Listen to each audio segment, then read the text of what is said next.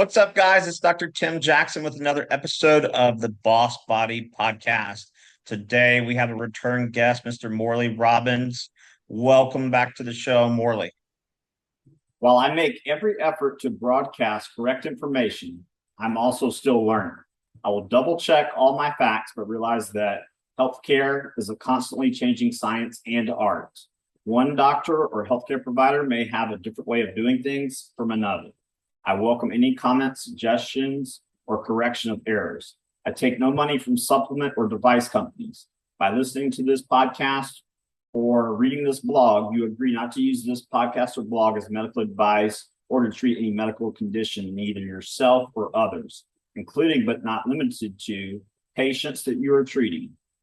Consult your healthcare provider for any medical issues that you may be having.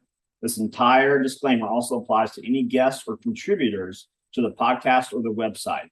Under no circumstances shall any guest or contributors to the podcast or blog or any employees, associates, or affiliates of the Boss Body podcast be responsible for damages arising from use of the podcast or the blog. This blog or podcast should not be used in any legal capacity whatsoever, including but not limited to establishing the standard of care in a legal sense or as a basis for expert witness testimony. No guarantee is given regarding the accuracy of any statements or opinions made on the podcast or the blog. Delighted to be here. Looking forward to our discussion as always. And I'm crossing my fingers that I can keep up with you. Absolutely. Yeah, me too. I'm trying to keep up with you. So your episode was one of our, I think it might have been the most listened to episode. So yeah, you're a bit of a celebrity. So the people have spoken. I have to listen. So what's been new in your world? So we talked about the PAM enzyme last time, ceruloplasmin. So just refresh everyone's memory. What is ceruloplasmin? Ceruloplasmin is it's the master antioxidant protein in our body. People have been trained to believe that glutathione is the master antioxidant. It is inside the cell, but and inside the mitochondria, it would be melatonin. But inside the body, it is the ceruloplasmin protein discovered back in the 1940s. First really written about in a more academic way in 1948 by two Swedish physiologists, Holmberg and Laurel. They put ceruloplasmin on the map. Back in the day, it's the only protein that I know of that has 8 copper atoms, or it's supposed to have 8 copper atoms. So it's basically a V8. And it was a V8 for about 25 years. And then it became a V7, lost to copper, for another 25 years. And now it's a V6. And I've actually seen several articles talking about, well, maybe it's only 5 coppers. And I'm like, where are these coppers going? What are they doing to change the gene function and the transcription? That scares the living daylights out of me. But the fact of the matter is, ceruloplasmin has at least 15 different substrates that it works with. It isn't just iron. We've been corralled into thinking it's only an iron functioning protein. It's not. It works with phenol groups, diphenol groups, amines, catecholamines. I mean, it's a very robust entity in its own right. But it also has multiple enzyme functions. And probably the one that people have would associate it with the most would be ferroxidase. Again, iron oxidase, trying to keep iron in the right valence. But what I've learned is that it's also doing superoxide dismutase. That's very significant. It neutralizes the hydroxyl radical. That's not insignificant. But it also expresses an enzyme that a lot of people have not heard about outside of botany circles, which would be called ascorbate oxidase. And it is found in plants and in produce. And we're led to believe that it's only working there. What's not? It's actually a very important part of our body. And it turns out that ascorbate oxidase is what keeps the minerals tethered to their bone matrix. It's a really important part of our physiology. but it's also involved in recycling ascorbic acid into dihydroascorbic acid, and it's no one talks about it. It's like, well, can we elevate our understanding about what's going on? And the reason why this is particularly important is that in type 2 diabetes, there are three tissues that are very vulnerable. You no doubt have heard of neuropathy, nerve issues, retinopathy, problems with the eye, and then nephropathy, issues with the kidney. Well, these three tissues don't use insulin to work with glucose. And so they have to use an ascorbic acid ascorbate mechanism to let the glucose in, but it's got to be recycled properly. And if you don't have the ascorbate oxidase enzyme, you're gonna begin to oxidize um, components inside the cell, not the least of which is something called tyramine. And or is it tyramine or tryptamine? I have to go back to my notes, but it's a very important amino acid that is it eventually leads to lipofuscin. Is what it does. It becomes a melanin, which then leads to lipofuscin. And so it's just this gradual breakdown that leads to these triopathies, as they're called. And I've only seen it written about in one article, and it's amazing that there isn't more consideration given to it. But the key is that ceruloplasmin is expressing multiple enzyme functions, and yet very few people know about it. Very few practitioners know about it, and we're not allowed to distinguish between its concentration in the blood versus its activity. Is it really functioning at an optimal level? And I think it's one of the greatest limitations of practitioners today is not knowing how's the ferroxidase or the other enzymes. What is their level of activity? What is their level of intelligence given the state of oxidative stress in this particular person's body? Because that's what it's designed to do, is respond to the oxidative stress and begin to neutralize whether it's a superoxide, hydroxyl, whatever it happens to be. So I think it's one of the great blind spots of medicine today. Just not being aware of it, not being conversant in that whole physiology. And you said ceruloplasmin, it expresses superoxide dismutase? Yeah, absolutely does. Yeah. Okay. And it's just it think of it as a transformer, and it has this ability apparently to I don't know that it's folding differently, but it has a unique location of the coppers allow for different expressions. And there are multiple researchers who talk about this, but it's less than half a dozen. It's not like it's the mainstream topic of copper researchers, but there is a group who are very adamant and passionate about its multi-use function. So, Okay. And when we talk about ceruloplasmin, so let's back up to iron. So most people think iron, hemoglobin, but ceruloplasmin transports copper and iron, correct? well, it's very much known for its copper transporting ability. I don't know that it's transporting iron as much as it's transforming iron from a +2 state to a +3 state.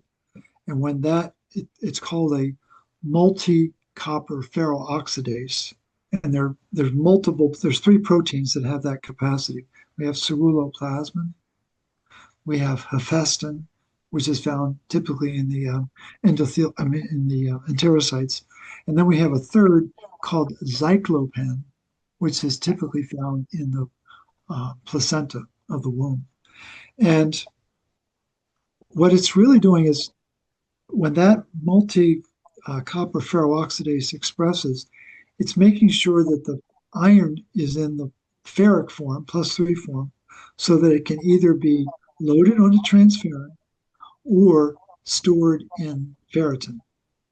It can't, the exchange between +2 and +3 iron is a constant dynamic inside the body, inside the tissue, inside the cell. And anytime you've got to move it across the membrane, it's got to change its valence. And these multi-copper oxidases or ferroxidases are absolutely essential for that. And yet we're not supposed to know about them. It's like, I think there's a real gap in our awareness as to why there might be some problems taking place. Because where is this oxidative stress coming from? Well, it's moving iron across the membrane would be the first place you'd think about.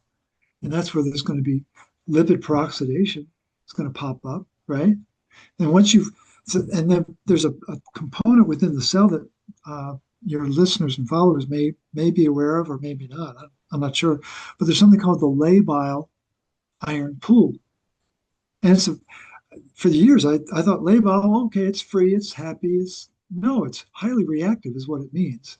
Labile iron is just a very toxic form of iron that builds if you're not either moving it into transferrin or moving it into ferritin. And the labile iron pool is found inside the mitochondria, found inside the cell, they found it inside the nucleus. Well, we should not be having reactive iron hanging out throughout the cell structure. And that's you're just inviting a problem with that kind of situation. And so talk to us about blood donation. So it's common for guys who are on testosterone replacement therapy to donate blood because TRT can raise hematocrit, impact cell volume. So are you a fan of that or no? Oh, absolutely. It's a cornerstone of the root cause protocol is to do regular blood donations. Certainly for postmenopausal women and men, they can do 4 to 6 a year. There are many women who are still have a menstrual cycle who do up to 4 blood donations a year. I think we've been misled and misfed to think that we are anemic. I think that's sort of this underlying, I was born in 52, so I grew up with Geritol. And the whole strategy behind Geritol was to make you think that you had iron poor blood. Now, the part that a lot of people don't know is that as soon as those ads started to appear on What's My Line and all those shows back then, they were taken to court, and it was a governmental agency that said, "This is you're recommending something that's not advisable." What's a little troubling to find out is that it was actually the FTC that brought them to court, not the FDA or not the NIH or some health agency. It was a trade issue, and it took 10 years for it to work its way through the courts, but they were eventually told they had to cease and desist. Well, the die had been cast. A decade of advertising convinced people that they had iron poor blood. And so the whole point about bringing up Constantine Adrakis, I think maybe we talked about that before we went online. There is a very noted case study. It's an anecdotal case study, but it's very powerful. 89-year-old Greek engineer living in Athens, attended MIT, so he's not your average chimp. And he developed what's called MDS, myelodysplasia syndrome. And so it's a dysfunction in producing blood cells. I think that they're microcytic, if I remember correctly, and they're not fully formed. And his hematologist wanted to give him an iron infusion. He said, "No, we're not going to do that. We're going to do just the opposite. We're going to chelate iron." And he was working with a synthetic chelator called desferoxamine, very, very powerful intracellular iron chelator. And the typical dose would be 200 milligrams a day.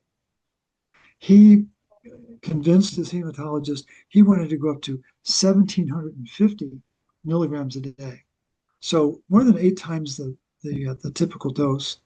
And when he got up to that level, after a few weeks, suddenly his copper and ceruloplasmin expression became ideal. The copper was like 124, and his ceruloplasmin was 29. And those are very enviable numbers. He did not take copper. He was just getting rid of the iron, and his MDS disappeared. And so I have a feeling that there's a thread of society that is overwhelmed with iron. I would certainly argue that anyone with diabetes, anyone with heart disease, anyone with kidney disease, that would be a no-brainer. That those would be maybe, and maybe a lot of the gut issues, the colitis, the Crohn's, the IBS. I think that's all iron overload or iron accumulation. And if we really pull the curtain back properly, I think we would reveal that cancer is an iron overload disorder, and that's very controversial, as you can imagine. So I think that there is a dysregulation of iron because our exposure to iron is enormous through iron fortification. Foods have now been hybridized to have a preferential uptake of iron. So like when I was little, I love Popeye, of course, but I ate spinach because Popeye ate spinach. But then I came to learn that spinach had copper in it. Not anymore. Now it has iron. So they've flipped the metal that's running spinach. Is like that wasn't a really good idea. And so I think there are a lot of foods that have been modified now because of this fear that we're all anemic. I don't think that's the case. And so we're working off of this narrative of, you've heard the story of the mom cutting the end of the pot roast off, and the little girl saying, "Why are we doing that?" Well, I think that's kind of where we are. Is why are we fortifying everything with iron, and yet people continue to need iron fortification, iron supplementation. I've had two clients who had more than 80 iron infusions. Well, I call them invasions now. And the thing is that we throw around these terms of milligrams of iron. So a good rule of thumb is take your age, multiply it times 365 to find out how many milligrams of iron you have in your body. Well, I'm 72 times 365. It's 26,000 milligrams. It's a big number. And you and I are designed for 5,000. Women are designed closer to 4,000. So everyone has a multiple of iron in their body. And this is not my formula. This is the one that the iron biologist taught me.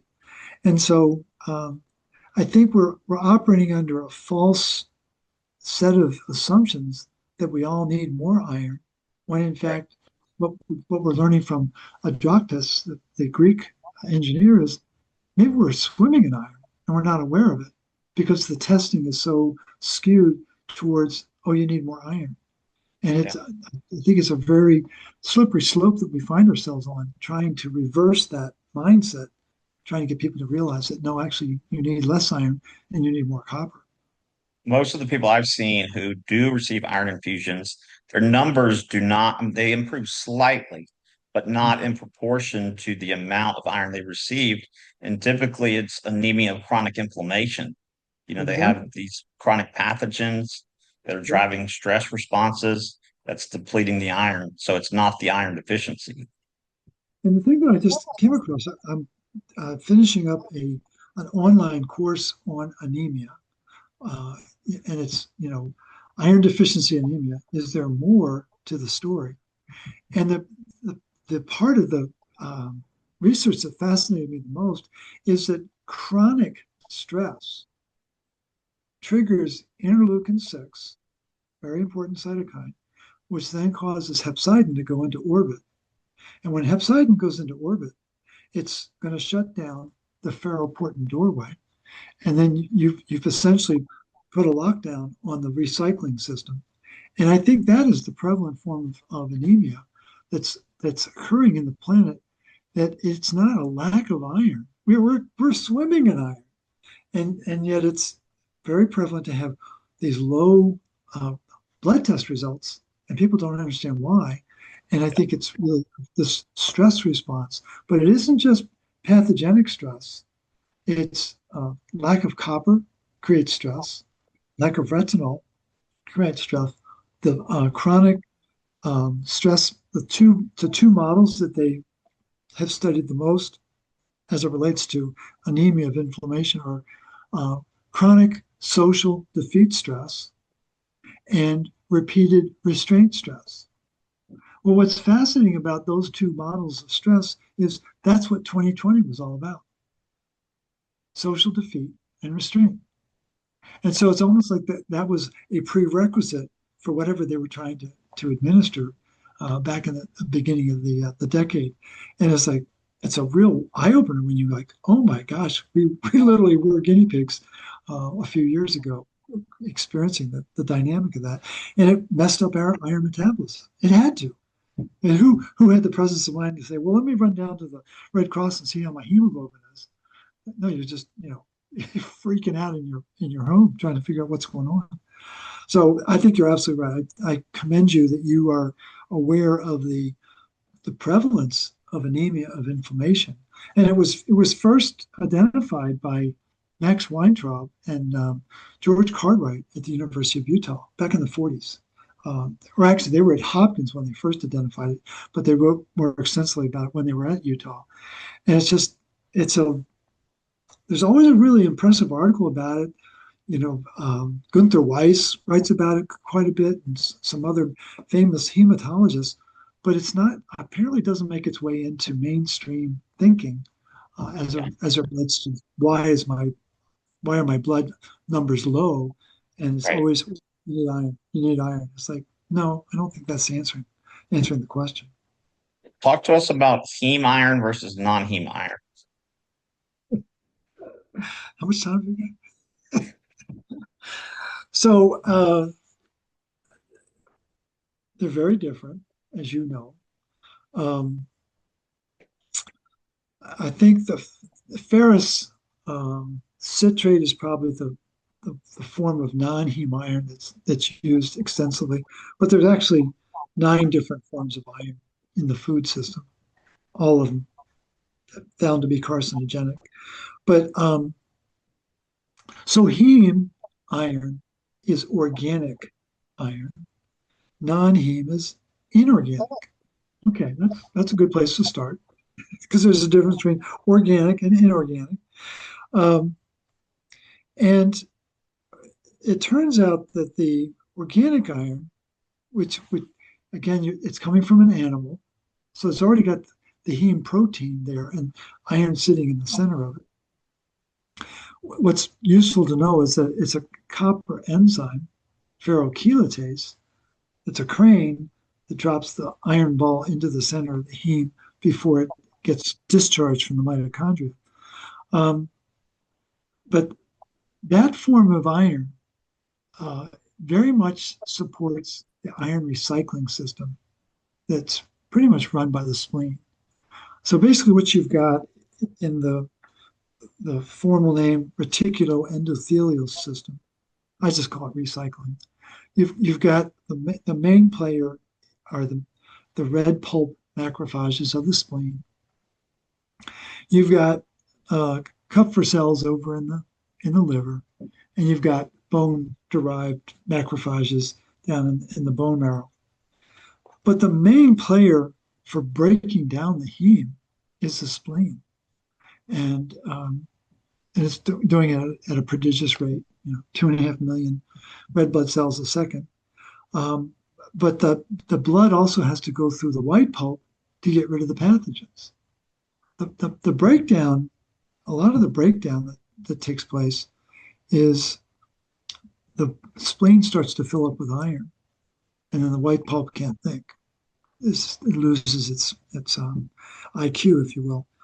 And so the recycling system is really relying on the heme iron for optimal function. And the non-heme iron uh, is more designed for absorption in the duodenum in particular. And but there's a dark side or a downside to it. It's very prevalent to iron accumulation. The non-heme iron is very quick to be stored. And where is it going to hang out? It's going to hang out with this labile iron pool. And so the the mismatch of reality is that um, we need about 25 milligrams of iron every day to make 200 billion red blood cells in a 24-hour period. So 25 milligrams, that's not very much. It's a little, it's less than the head of a 1-inch stick pin. It's about a quarter of 1 inch of the head of a 1-inch stick pin. But when you break it apart, it's worth knowing that 1 milligram of iron, 1 milligram has, I think the number is 16 times 10 to the 20th number of atoms. It's that's a lot of iron atoms. That's just in 1 milligram.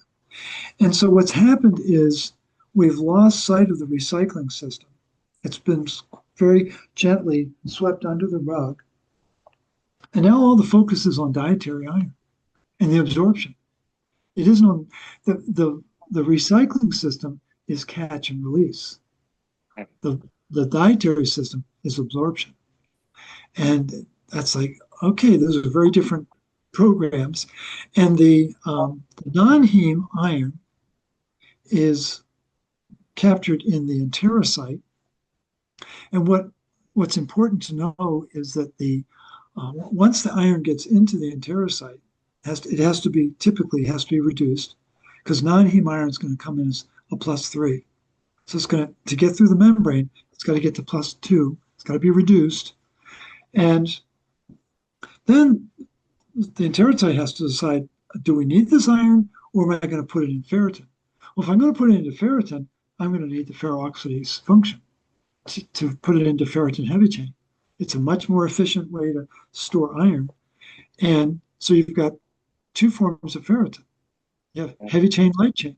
Well, the heavy chain has the ferroxidase function. Light chain, no, it doesn't have that. It's more for nucleation of the iron, not its safe storage. And then once you've decided, okay, I'm not going to store it, I'm going to put it into the bloodstream. Then we have to go through the ferroportin doorway, and we have to change it back to the ferric form so we can load it on transferrin. And so then we're back to needing either ceruloplasmin or more likely hephaestin to do that. And those proteins, the ceruloplasmin and hephaestin, require copper, and they require retinol in order to activate the enzymatic pumps to put the copper into those proteins. So the non-heme iron we're swimming in the food system, in the supplements, in the infusions, and people aren't aware of the order of magnitude of exposure, or the work of Jamie Collins down at the University of Florida in Gainesville from like 2018 to 2022. He did a whole series of studies proving these are rodent models. He's never worked with humans, but in these rodent models, when they replicate the amount of iron that you and I would get in the course of a normal day's meal, it's like a wet blanket on the copper metabolism. And suddenly these rodents lose their metabolism, their copper metabolism, but their energy metabolism is absolutely almost to the point of being expunged. And so the narrative continues. You need more iron. Your iron's low. Your ferritin's low. Your hemoglobin's low. And I think to me, the most unsettling part of it all is that very few practitioners know that in an inflammatory state, the ferritin biomarker is invalid. There are multiple sources of information that verify that it has no validity in an inflammatory state. And I think that the vast majority of people have some level of inflammation in their body just because of our food system alone, not let alone the stress that we're under that's going to create an inflammatory. And one of the biggest contributors to that is high fructose corn syrup. I mean, high fructose corn syrup sends interleukin 6 and hepcidin into orbit, and then you're into anemia of inflammation, and very, very dangerous situation. So I think the big strokes on heme and non-heme, organic, inorganic, but I think the real key is heme is really ideally designed for the recycling system. The inorganic or the non-heme, it's really designed for this to intestinal uptake, and I think it gets stuck there, and I think it struggles to get out of the enterocyte and get into the bloodstream. But again, we need 24 milligrams of heme daily, 24 milligrams of iron daily from the recycling system. We only need 1 milligram of iron from our diet. And I think what's happened is this very gradual transformation of our understanding, and that people are getting upwards of not just 20 milligrams of iron in their diet, they could get up as high as 70 to 100 milligrams very easily. Wouldn't take a lot if you're eating a standard Western diet. And then where is all that iron going? It's gonna get housed somewhere, and it's either going to get into ferritin or it's going to get into the label iron pool. And this idea that, well, I only absorb a little bit, the body has a penchant for grabbing onto iron and then not wanting to let go of it. Yeah. So hopefully that gives people a little better understanding. I would encourage, people to really, you got to read labels. You got to be Yeah. really relentless about that, and you've got to avoid the fortified foods. The enriched foods are just loaded with iron and other nutrients, but the iron I think is the most dangerous because of its staying power inside the body. Can you remind people or explain what the reticuloendothelial system is? Um, but it is literally the recycling of the hemoglobin and the heme within the hemoglobin. Um, it is, I think it's the most fascinating part of our physiology. When you think about the speed and the rapidity of turning over these red blood cells. I mean, I don't know, 2.5 million a second. We've been talking now for 40 minutes times 60. That's a lot of red blood cells we've had to make. And so it's not just taking them offline, it's making new ones. And it takes 48 hours for a red blood cell to mature. I think the part that people might not be aware of is that, and this is the work of Dr. Alorza down in Chile, very, very sophisticated researcher. But there are committed cells that are part of the reticuloendothelial system, and maybe we would call them reticulocytes, but they're designed to become red blood cells. But before they can become red blood cells, two things have to happen. The committed cell needs to be able to release the excess iron. Very important, because these cells are just stuffed with iron, and then they have to let go of the excess. But the second step, and the most important step, is that in order to do that, they need to be able to generate enough energy before they release the mitochondria inside the committed cell.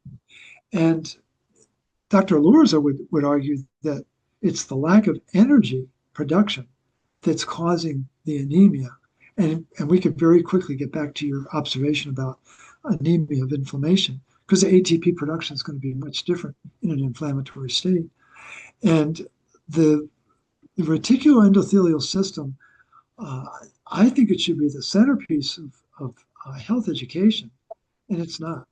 I mean, it's just this, it is the universe of activity to support our daily need for oxygen and other nutrients and to release the carbon dioxide and what have you. And it's like, it's pretty wild. I mean, we have basically two circulation systems. We have the circulation of the blood, but then we have this recycling of the blood.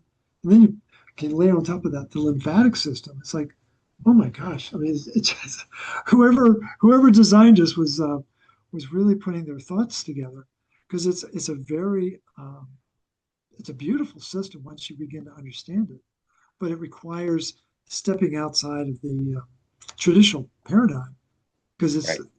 again, that's all built on you need more iron.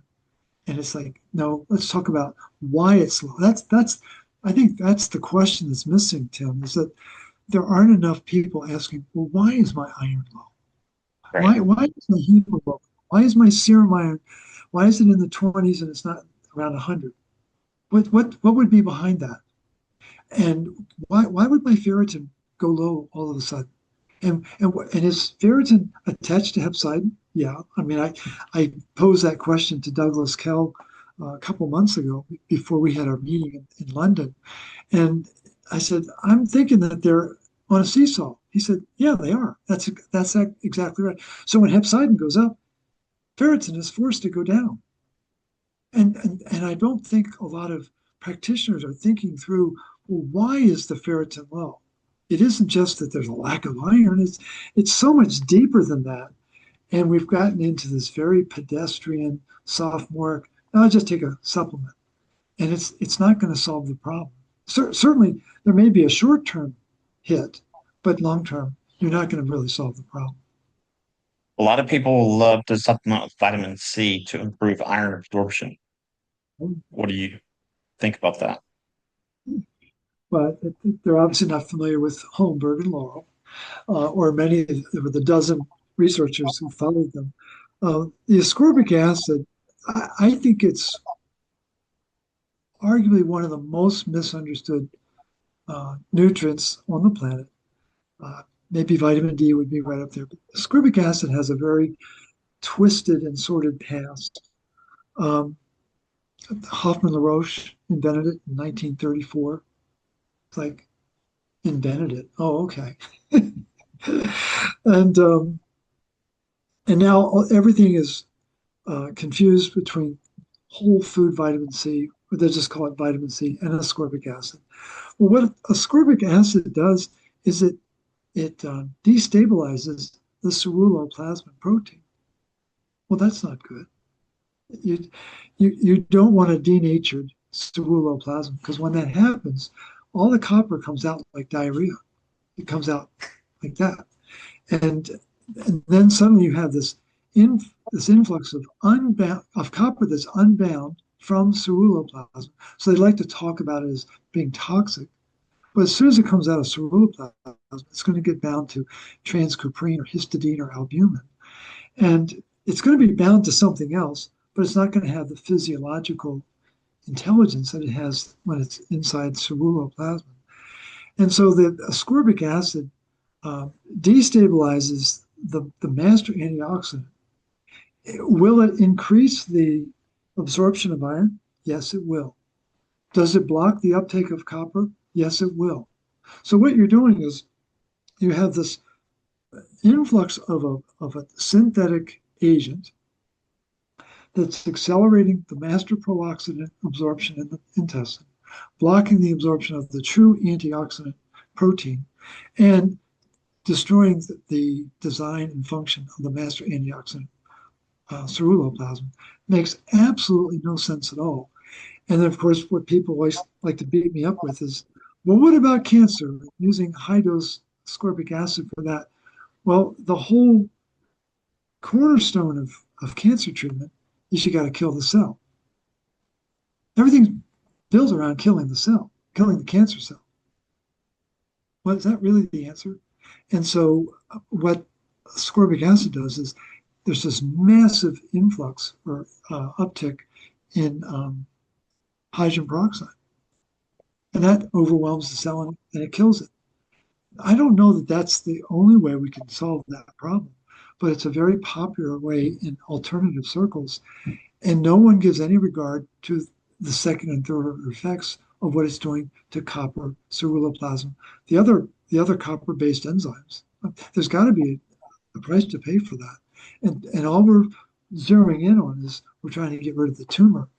And I'm like, I think there's got to be another way. So it's a very problematic issue.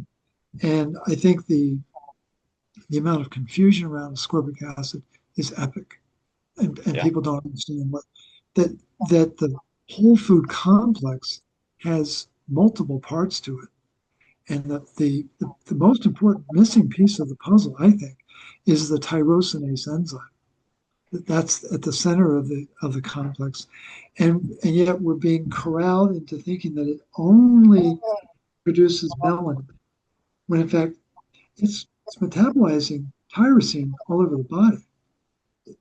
It's not going to just focus on melanin. And the one author that I read basically referred to tyrosinase as poor man's ceruloplasmin. It's a very sophisticated enzyme that has 2 atoms of copper in it, and it plays a very pivotal role in our physiology. But it's very hard to find research on it. And what people also need to know is that within the food industry, they're all about shelf life, not human life, but shelf life. And so they've developed a whole network of tyrosinase inhibitors that are designed to stop the function of tyrosinase in the food. And do you think it's going to stop at the food, or maybe it's going to continue in our body? And so then, well, what are those tyrosinase inhibitors doing to the other copper enzymes? I don't know. I would imagine that the function of inhibition for tyrosinase is going to disrupt or dislodge the copper in that enzyme. Well, I don't think it's going to just stop at tyrosinase. And so we just, they're as you gain more awareness of the reach of copper metabolism, then you begin to become much more alarmed about where we are given modern farming, food practice, and pharmaceuticals.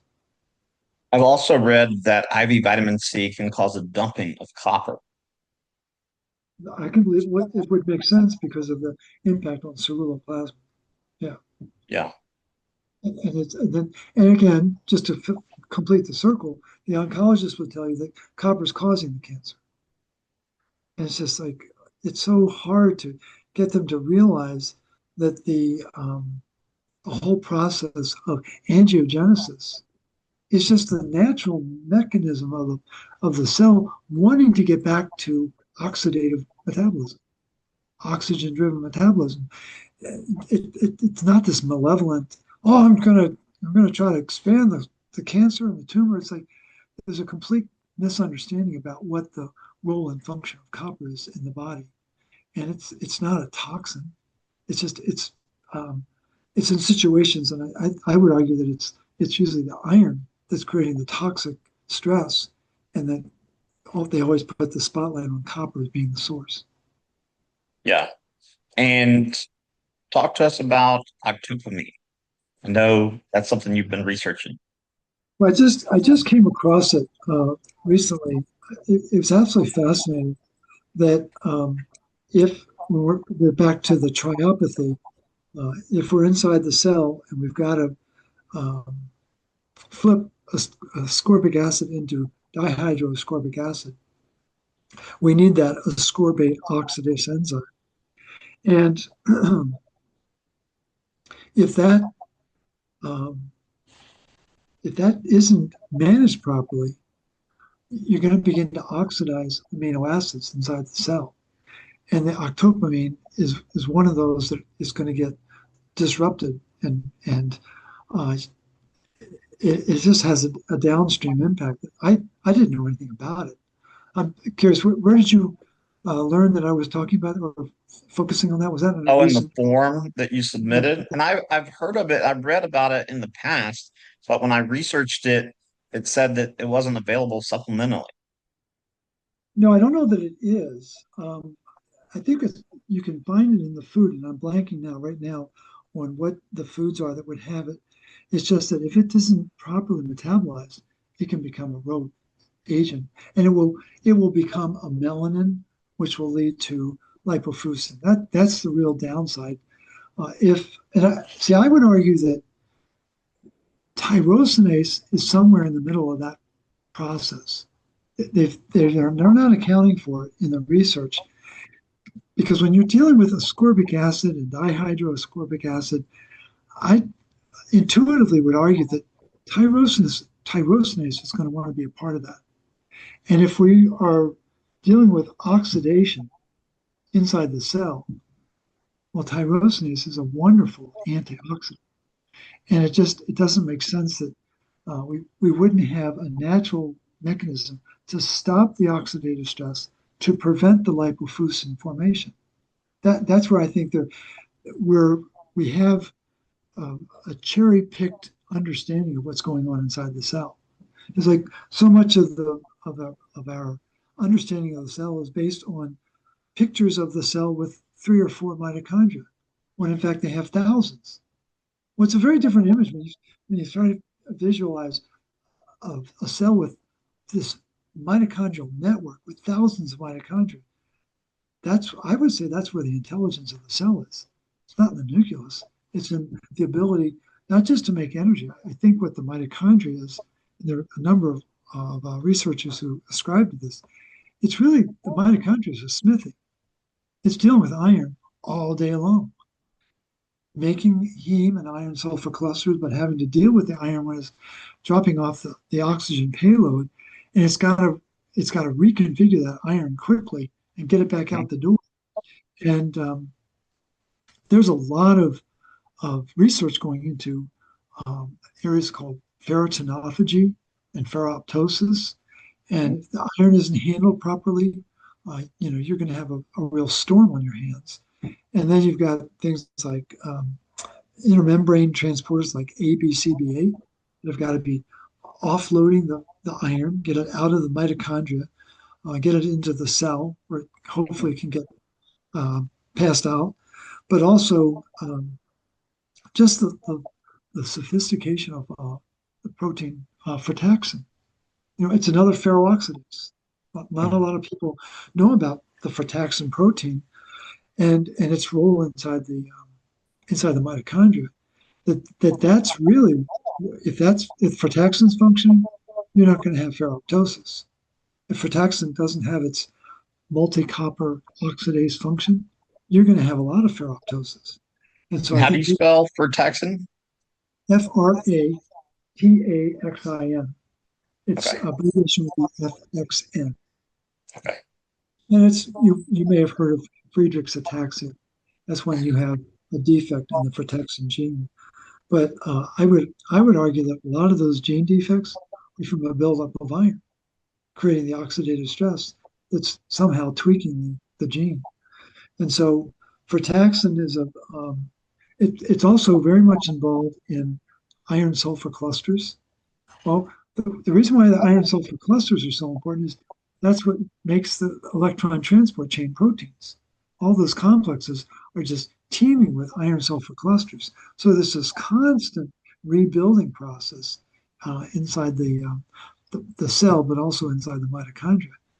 And my read of the tea leaves is all these very sophisticated recycling systems, autophagy, mitophagy, the whole function of the lysosome. This is all copper directed, copper driven. And again, that's behind the curtain. We're not supposed to know about that. And so we have this blind spot about, well, autophagy is not working. Well, let's open up the curtain and find out what's the status of the high energy peroxides inside the lysosome. And how do we make the acidity of the lysosome? Oh yeah, we need a VATPase enzyme, which is run by what? Oh, copper. Yeah, that's really important. And so we have this very misleading understanding of how the cell works and how the mitochondria work. And I think it gets on a broader societal scale, it's epic in terms of our misunderstanding about what's going on. What's something that you know today, or two things that you wish you would have known 10 to 12 years ago? Well, I wish I had known about the stress connection with low iron. That's huge. I think the depending upon the model, but there's um, that social defeat stress triggers a furin enzyme in the liver, which then sends hepcidin into orbit. But you also get a similar reaction with stress triggering interleukin 6, which is also triggering the hepcidin. And so I think that's enormous in its importance. Um, and especially given what we've gone through over the last few years, uh, we're different as a society now. And I think Mhm. that's affected our physiology. So I think that would have been really nice to know that back then. I'm trying to think what was the second thing I put on that form. Um, but just in general, to know about, and I don't know that I mentioned this, but I think what has been particularly important for me of late is to have this, I think, deeper appreciation for how multifaceted ceruloplasmin is and why it is so important to our physiology.